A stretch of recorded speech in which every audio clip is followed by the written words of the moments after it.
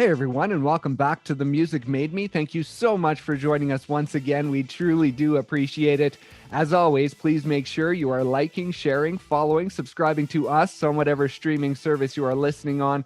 Also, head over to social media, give us a follow there as well, so you can stay up to date on all the exciting episodes that we have coming up in the future. Today, we're sitting down with Nashville singer-songwriter Chris Bandi. He made waves back in 2016 with the release of his single, Man Enough Now. Since that time, he's been writing music for others as well as himself, and last year, he finally released his debut EP. With the release, he is excited for what's to come in the next stage of his career, and so please enjoy our conversation with Chris Bandi.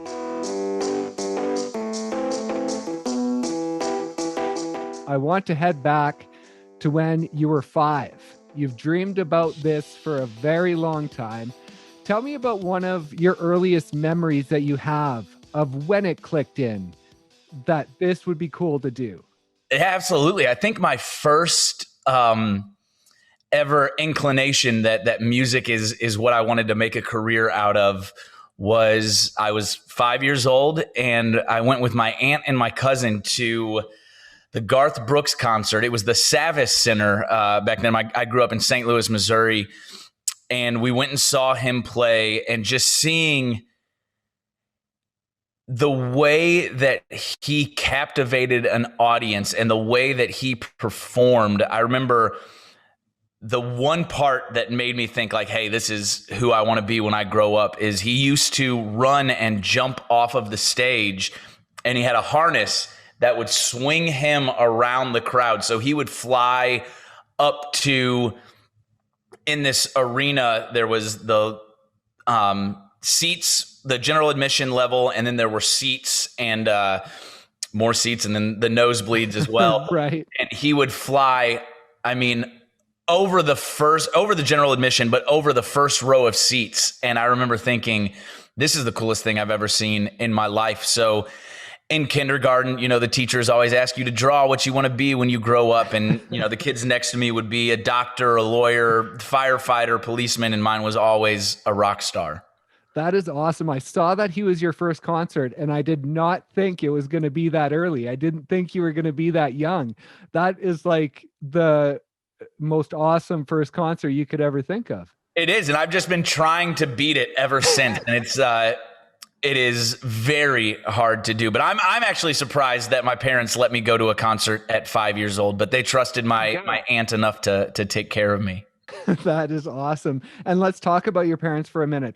You are like a lot of country musicians. Their parents, I find, dad, classic rock, and mom, country. That is how a lot of artists have grown up. And that's the same with you, right?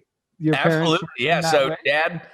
Dad listened to, Bruce Springsteen, Prince, Elton John, all of that style of music, Santana, and just, he had he was genreless. He listened to pretty much anything, if it had real instruments in it. Then the 90s pop world, he was always listening to that as well. He loved Matchbox 20 and Goo Goo Dolls and stuff like that. And I think that's where my dad and I had our first, common music avenue was in the 90s rock world. And mom listened to strictly 90s country. So it was Garth Brooks, George Strait, Alan Jackson, Travis Tritt, Clint Black, Shania, and all of that stuff. And so it really I joke that it depended on who took me to school that day on what I was listening to. It was either going to be rock or it was going to be country music. And I was was obsessed with music at a very early age. And I think I was the only probably second grader that had the Prince album that I would listen to riding to and from, riding from school to daycare while my parents worked. And that's another thing I was going to ask you about. And another thing that seems really young is that Prince connection. And you would listen to that on your cassette tape or CD, your Walkman, My on the Walkman, school yeah. bus. Now, talk about your connection to that at that point. Were you connected to like the musicality or the lyrics, or was it just everything in general?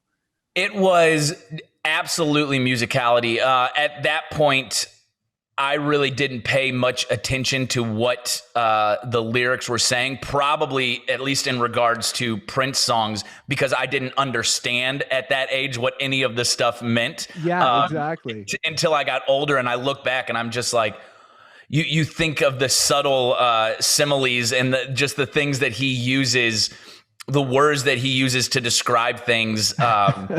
I mean, in Little Red Corvette, everybody thinks that song is about a Corvette, and it's really not. But at that age, at 8 years old, 7 years old, I didn't really pick up on those subtleties.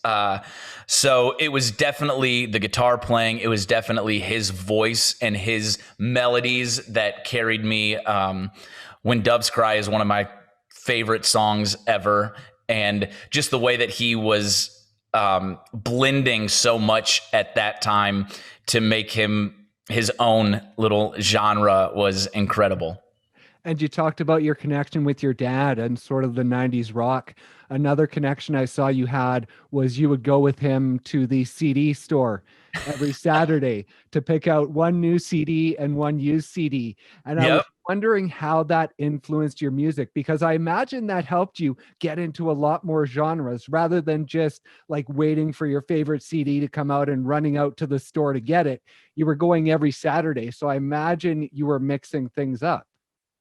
Yeah, so it might have been every other Saturday, but yeah, we went all the time. There was a CD warehouse which sold new and used CDs, cassettes, albums, 8-tracks. They had everything, and it was 5 minutes from my house. So I played a lot of sports growing up, and coming home from whether it was baseball at the time or soccer at the time, driving home from those games, we would stop and I'd pick out a CD, and yeah, they had everything. So it was kind of cool to be able to get that. And at that point, they sold singles on CD, which was the single that they were pushing, and then maybe one other song on that CD or two other songs. So I got a lot of those. But one thing that actually made me do more often is my dad made me listen top to bottom.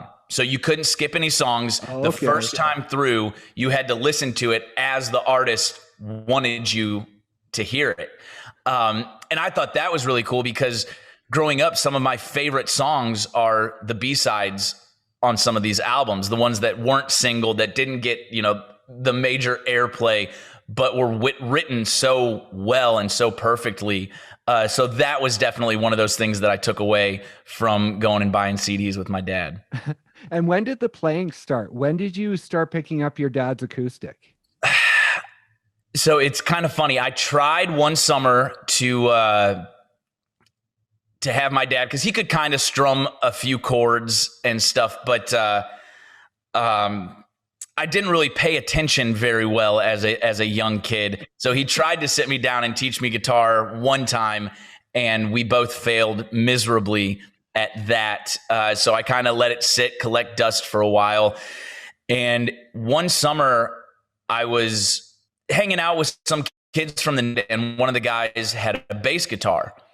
And I was like, well, I've got an electric guitar. Maybe we can start a band. And as I'm using that very liberally, but we just started playing together. And there was this website called MX Tabs that you could go on and learn how to play all of these songs, and it would show you where to put your fingers on which fret. And so I learned a lot of like Blink-182 songs. And he learned the bass for that. So Damn It by Blink-182 was the first song that I ever learned on guitar. And we just kind of played in his basement for a while.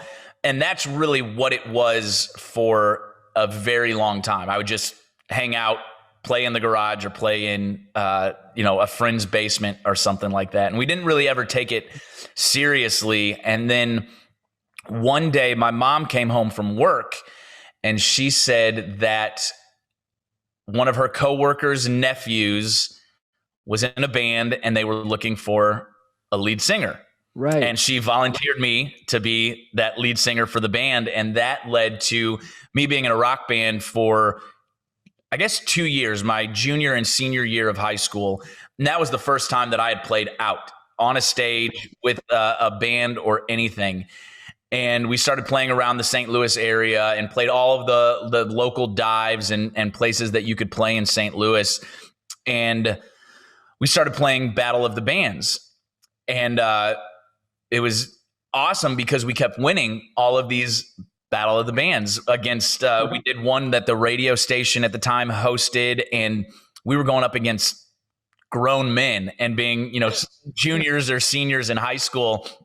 It was kind of awesome to be playing these shows. And it was never really the music that I wanted to play, but that was my first time ever stepping out on a stage, ever having a band practice, ever doing a full set with a band. So I am very, very thankful that my mom volunteered me for the lead singer position when I was a junior in high school. And then we all kind of broke up because we all went to college. And I think 3 of the guys went to the same school and they've started a band since. But I went down to Oxford, Mississippi and studied marketing at Ole Miss.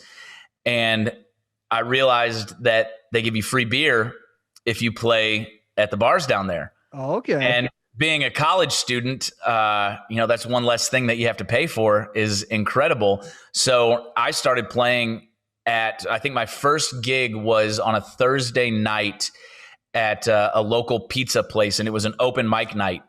And I remember the guy who was hosting it came up to me, and I invited all of my friends that I could out. And so we showed up, they showed out. We probably had 100, 120 people there. And so the guy walked up to me and said, "Hey, I was going to have you go first, but since you brought all these people in here, we're going to have you go last, and then you can play as long as you want." Right. And, in my head, I was like, this is awesome. I'm doing great. But looking back at it now, he just wanted to sell as many drinks as he could to all my friends and keep them in there. Yeah, it made him look better. And so I went on last, and I probably played like an hour and a half that night. And that led to me playing there every Thursday night, which was pretty cool. Now, was that country that you're playing? Like, how did it swing into the country? If you were in the rock band in high school, the classic rock with your dad, how did you eventually swing into that country music performing? So it was actually, when I was in the rock band, all I really listened to was country music. Okay. I remember I was riding home from school one day. There was a kid that was a grade older than me that used to drive me home after football practice because I didn't have my license yet. So he would drive me home, and he listened to nothing but country as well, just like my mom. And I remember Summertime by Kenny Chesney came on.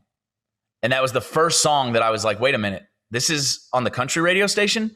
This isn't the same, country that my mom was listening to. I can relate to this. Right. I've got a Yoo-Hoo bottle on my floorboard right now, or on your floorboard right now. So that was the first time that I really dove right back into country music. And from my sophomore year to today, it has been country music. And so when did the Nashville itch come in then? I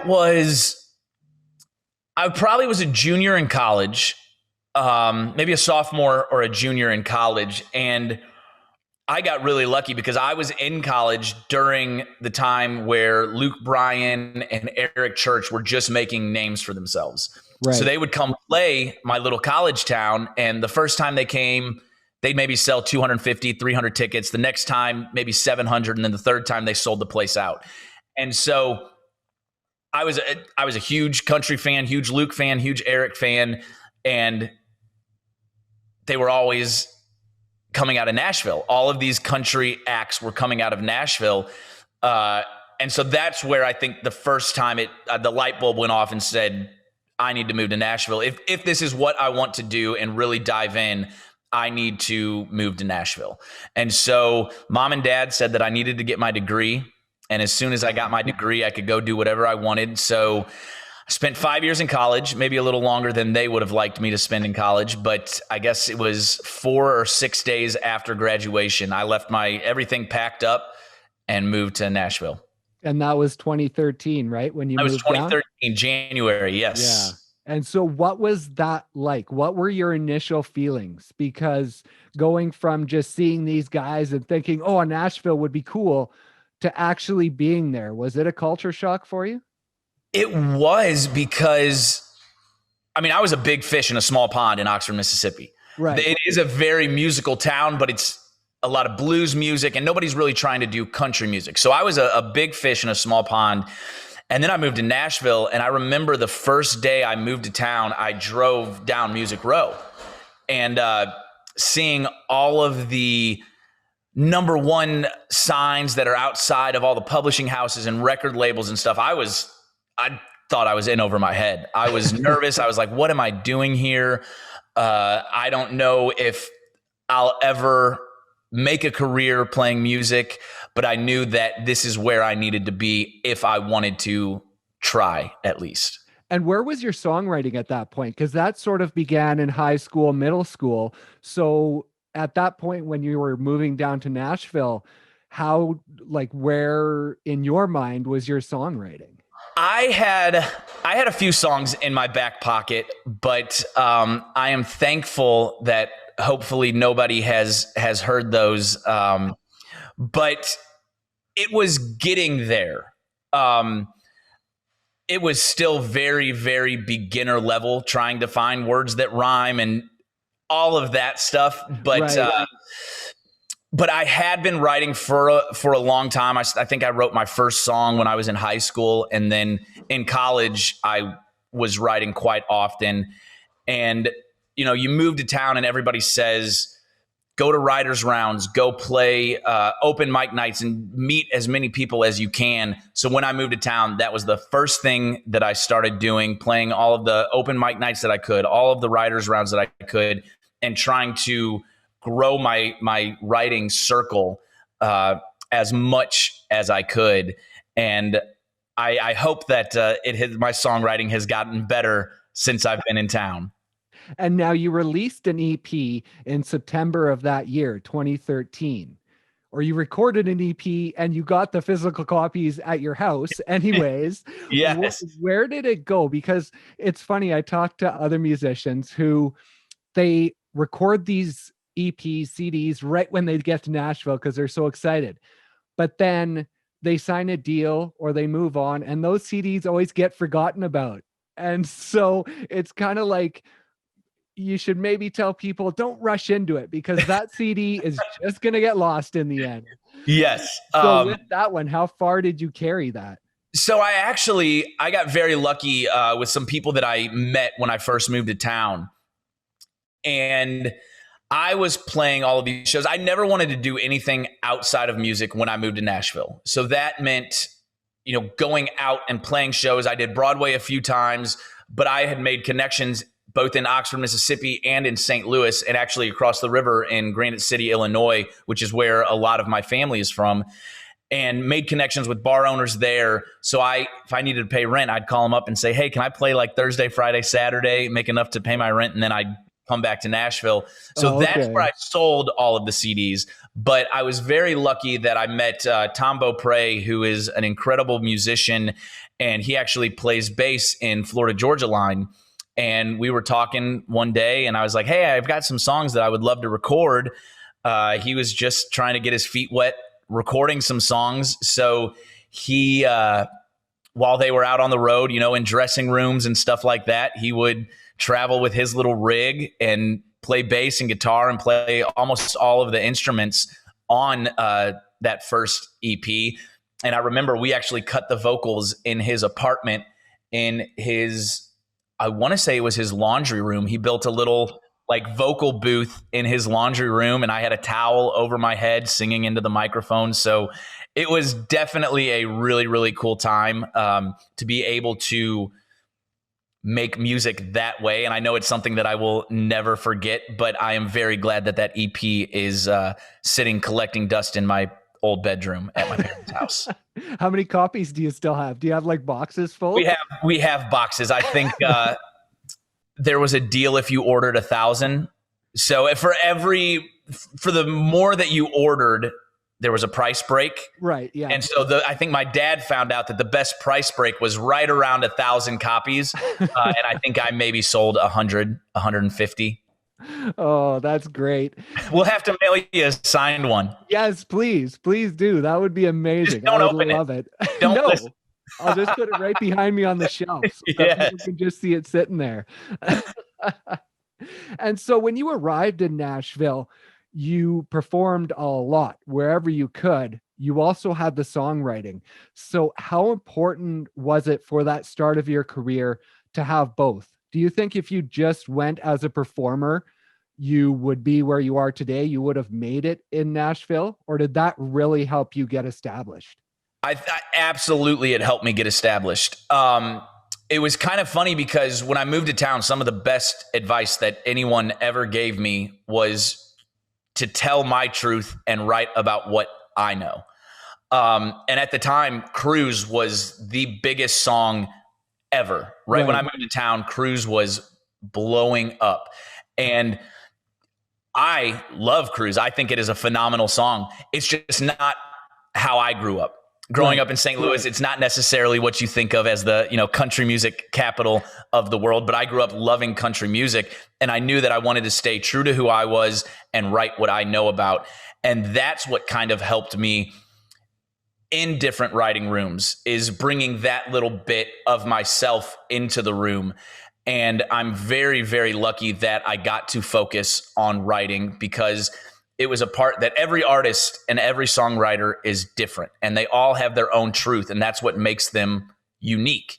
And that's what I felt was so special about getting to hone that craft in different writing rooms with people that were better than me, with people that were worse than me, and being able to put my little spice on the song that day. And you didn't grow up with dirt roads, so you don't necessarily have that perspective, but you did work on a farm quite a bit when you were young during the summer. So I did. Does that experience help you just kind of create those dirt road moments in your music? I think so. And I spent my entire summer between my junior year and senior year and freshman year of college working on that farm. And that way of living is something that I would not be able to write the songs that I write if I hadn't have lived through that.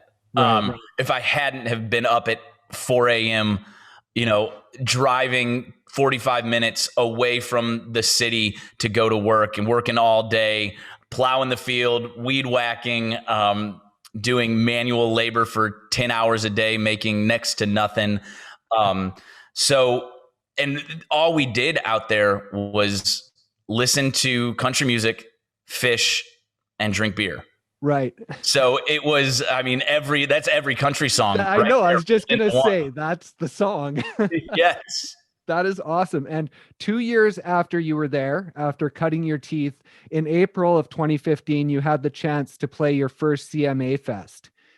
Now, experiences like that, what did those mean to you back then? And just giving you that boost of confidence to say, okay, I'm on the right path, or doing the right thing. Yeah, they absolutely do that. As you move to Nashville and you kind of have this bucket list of shows and venues that you want to play in this incredible city.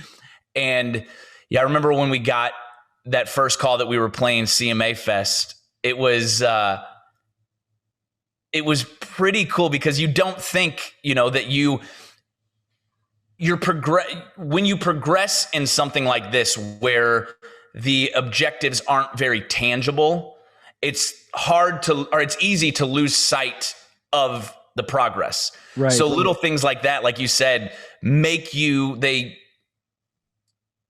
they show you that you are making progress in town. You are being noticed, and you are making it. You are doing everything to give yourself those opportunities, which is awesome. And yeah, And getting that call was incredible. yeah, and a couple of months after that, as a songwriter, you had Clark Mason release track 9 that you were a co-writer on. So as a songwriter at that point, is that just that little extra juice? Because that was your first cut that went to radio, right? It was, yes, sir. So yeah, that was awesome as well, and the fact that I didn't realize how close they were. Yeah. But yeah, it was boom boom. So I had one saying, "Hey, your artist stuff is doing really well," and then another one that says, "Hey, your songwriting is doing really well as well," and that was awesome. Just to have an artist like something enough that they want to put their little spin on it and they want to take it into the studio and make it their own is an incredible feeling. And like you said, yeah, it definitely gives you that boost of confidence that you are and you're moving in the right direction. And then a year later, you have Man Enough Now. Now, what was it about that song at that point, after being there for 4 years and not releasing any music next to that EP that you did? What was it about that song and that time that you were like, let's just put it out? Let's not wait till we have an EP or an album. Let's just throw this song out. I think I had an aha moment where we had written the song and I heard it and I was like, this is me. This is where I want to take my artistry. This is, if I could have one first impression and throw all my chips on the table, this is the song that I want to do that with. And it was funny because I believe we wrote that song not too far after we wrote track 9. Yeah. And it was very early in the writing days with Jason Massey, who at the time was working on producing a girl named Kelsey Ballerini. Okay. And he had just signed his first publishing deal at Olay. And I think, the higher ups at Olay kind of put me with him because I was taking some meetings there and he was their new guy. So if it went well, they were going to look like geniuses for putting us together. Right. And if it didn't go well, then, it was really no skin off their back because they're going to be getting him in with a bunch of other writers. And so we kind of hit it off the first day that we wrote. And I think track 9 was the first song that he and I ever wrote together. And so he told me, Jason Massey said that, he's got this friend that he writes really well with named Jason Duke. And he was wondering if I wanted to bring him in to write a song together. And I said, absolutely. Because at this time I'm still green, still new to town. I want to meet as many people as I can. Yeah. And so I said, absolutely, let's do it.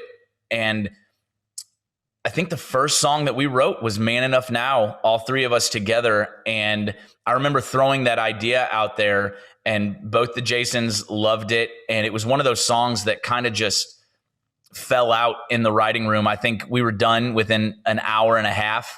And at the time, we were playing all of these shows everywhere that we could for no money, just to get our name out there. Right. But what was funny is we didn't have anything to leave the crowd with other than, hey, go like us on Facebook or check out our Instagram. So we didn't have anything that we could say, hey, go listen to us and tell your friends about us.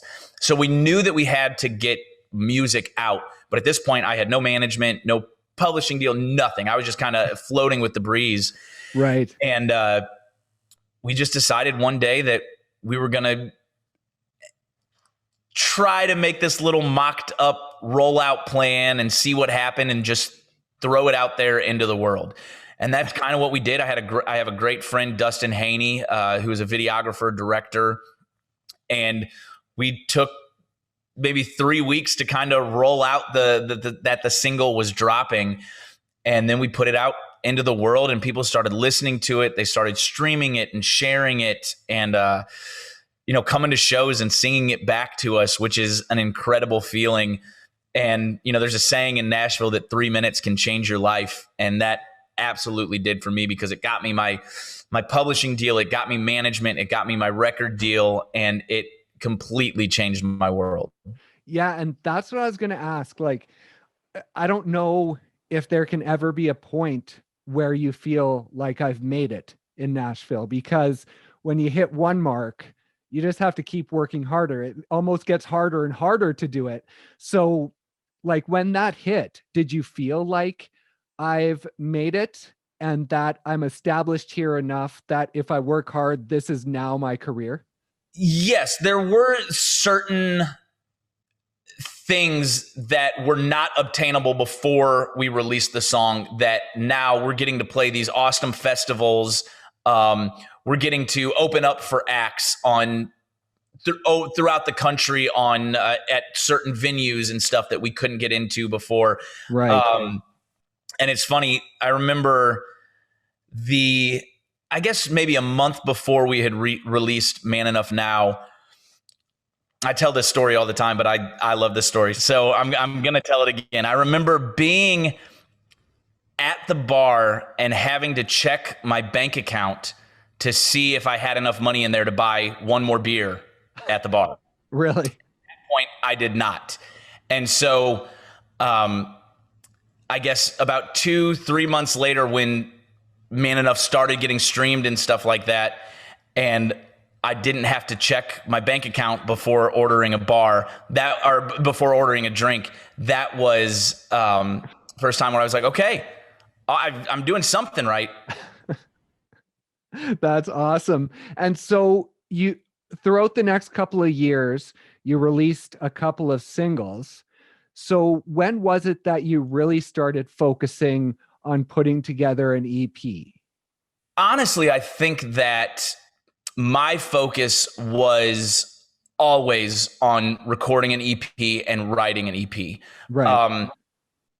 Being out on the road as often as we were, and then signing my first publishing deal and stuff like that. Kind of, I don't want to say they were a roadblock, but when you get signed as a writer, you make money by other people cutting your songs and singling them and going to radio with them. So for a while, I kind of focused on writing for other people. And it wasn't until I signed my record deal was when I was like, okay, now I can stop focusing on trying to, get the next Luke Bryan single or the next Chris Lane single or something like that. I can focus on writing the songs that I want to write, saying what I want to say as an artist, and putting them together in a collection of songs that I feel proud of. And coming into the album as a songwriter, you wrote a handful of them, but you also had some that others had wrote. So how important was it to not just go into it saying, I'm a songwriter, I'm writing all these songs, and that's it, but to also have that open mind to finding those other songs that maybe you didn't have a part in writing? Absolutely. I think I am a big proponent to the best song always wins. There are so many songs floating around Nashville that are incredible songs that hopefully one day I will be lucky enough to go into the studio and record. But I mean, I've seen guys make careers out of songs that they didn't write. Kenny Chesney, Jason Aldean, George Strait. I mean, these guys, Tim McGraw, all have 20 plus years playing music by singing songs that they did not write. Right. So I like to stick with, I want to feel the song. I want to relate to the song, and I want it to be true to who I am before I go in and record it. But to me, it's never been, I need to write everything on the album, because there are so many incredible songwriters in Nashville that, on a Thursday, Friday, when I'm in South Carolina and North Carolina playing shows, they're in town writing and trying to write the best song. Yeah, so, I am 100% all for songwriters and recording outside songs. And so February 25th of 2020, even before you release your EP, you have the chance to play the Opry. Now, what did that mean after all those years of cutting your teeth, playing every venue you could, to finally play really the Holy Grail? It was a feeling that I really can't even put into words. You know that the Grand Ole Opry is the pinnacle of country music. And you know how important, when you move to Nashville, you know how important it's not only to country music, but to music as a whole. And the fact that I was invited to go play and walk out onto that stage is something that I will never, ever forget and never, ever take for granted. And I remember I invited my mom and dad, my girlfriend's family came down, my drummer who grew up listening to the Opry every Saturday with his grandpa, his mom and dad got to come down. So we definitely made a family affair of it. And it was so funny because, you know, when I pulled up and walked in and everyone was so happy and thankful that I was there. And in my head, I'm thinking, I'm nobody. Thank you so much for inviting me, for letting me do this. But yeah, it was definitely one of those bucket list venues to play. And I remember, I bet that the people in the first 3 rows could probably see my heart just pounding out of my chest as I walked to that circle. I hope we get to play it many, many more times, but it was something that I will never, ever forget. And then 3 short months later, you get to finally release your first EP. What was that moment like in finally getting it out to the world? Was it a nerve-wracking experience that night when it was released? It was, I think we had some special circumstances when we released this EP because the world was shut down. It came out May of 2020. And, you know, when we had recorded everything, gone into the studio, we never saw what happened coming. Right. And so we were out playing shows. I think we were in Boston when we got sent back to Nashville, and everybody kind of reverted to the Facebook lives and the Instagram lives and stuff like that.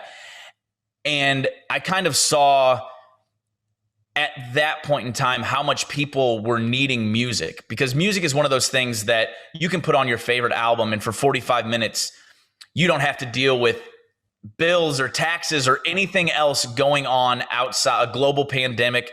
All you really care about is that 30 minutes and those songs. And we kind of saw how much people were needing music. And so we had a plan to release it a little bit later in the summer, I think probably August or September.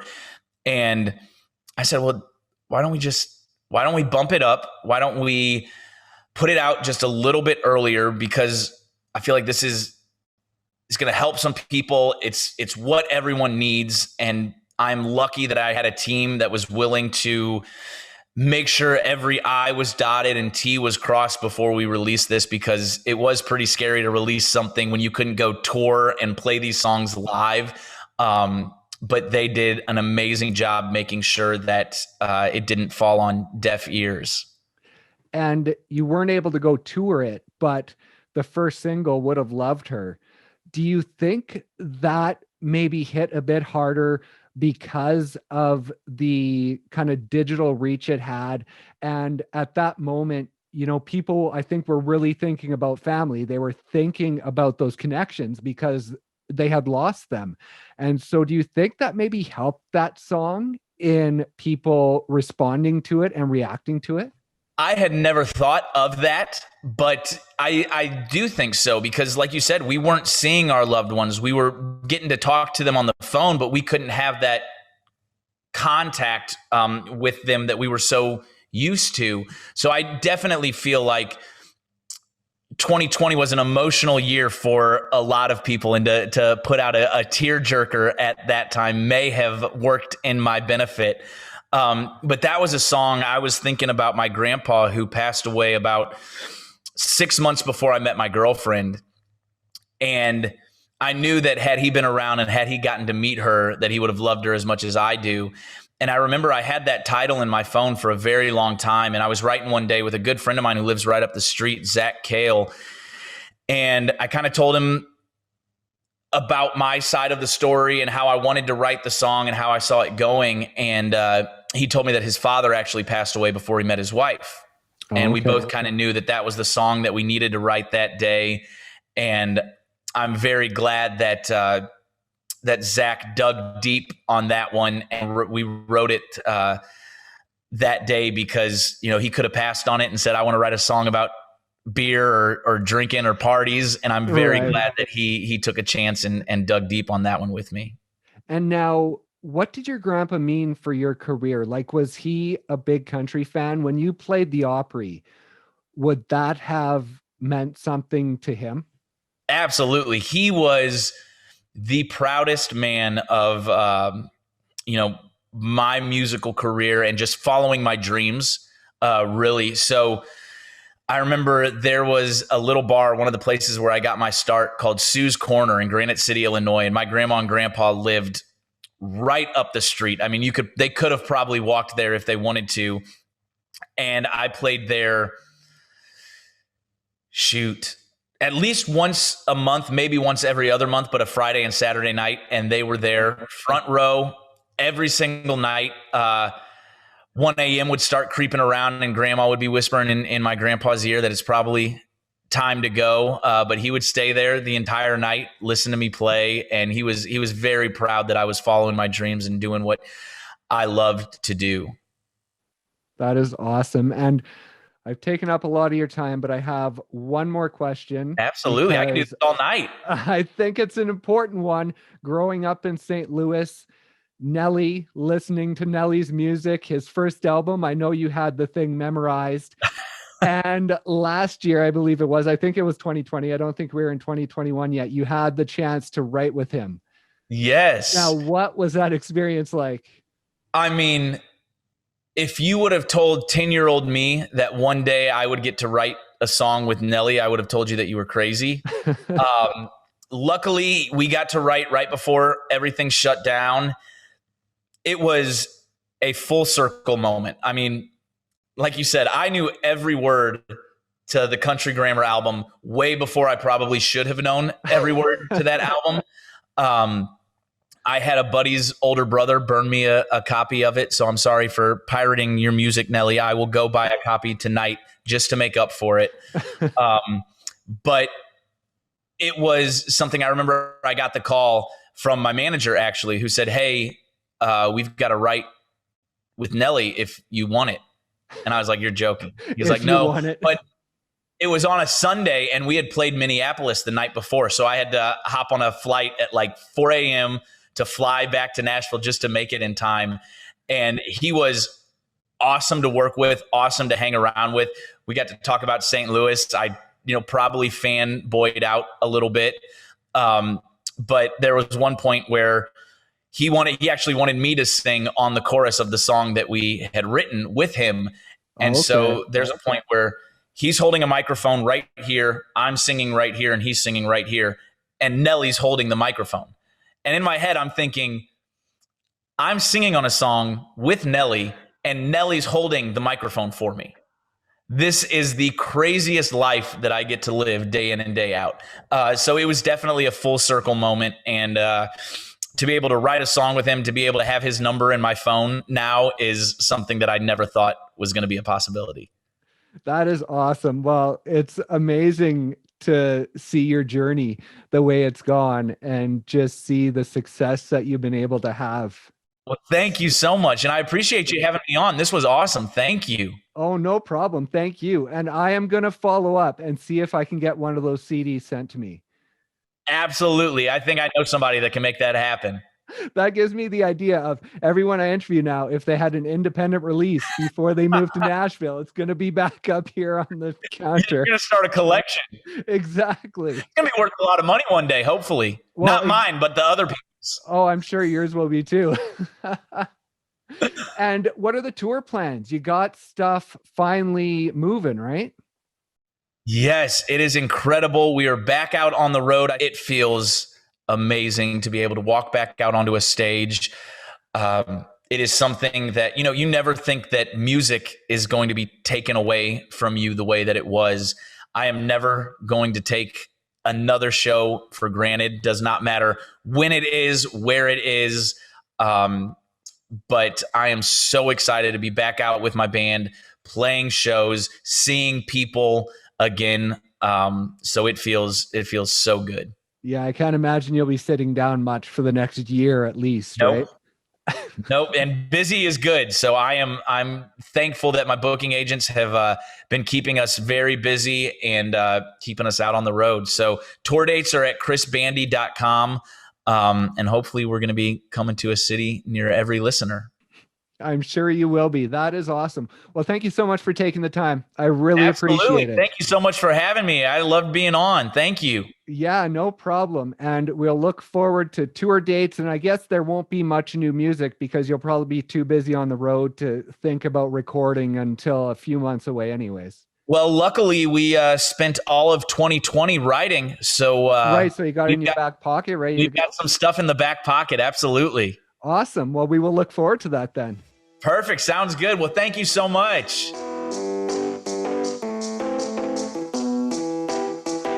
Thank you guys so much once again for listening. And thank you to Chris for stopping by and sharing his story. Be sure to check out his new self-titled EP, which includes Man Enough Now and his new single, Would Have Loved Her. Please also make sure you are liking, sharing, following, subscribing to us on whatever streaming service you are listening on, and head over to social media. Give us a follow there as well so you can stay up to date on all the exciting episodes coming up in the future. Thank you once again for listening, and we'll see you next time on The Music Made Me.